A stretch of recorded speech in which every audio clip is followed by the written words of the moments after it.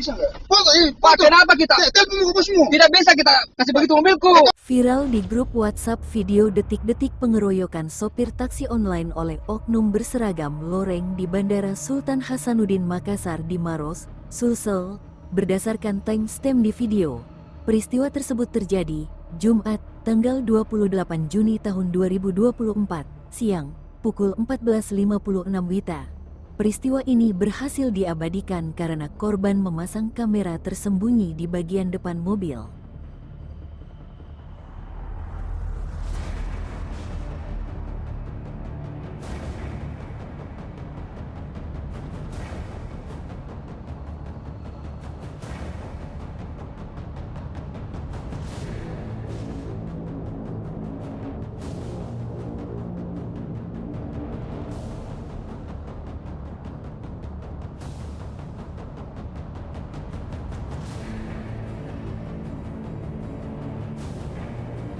Download Tribun X sekarang, menghadirkan lokal menjadi Indonesia.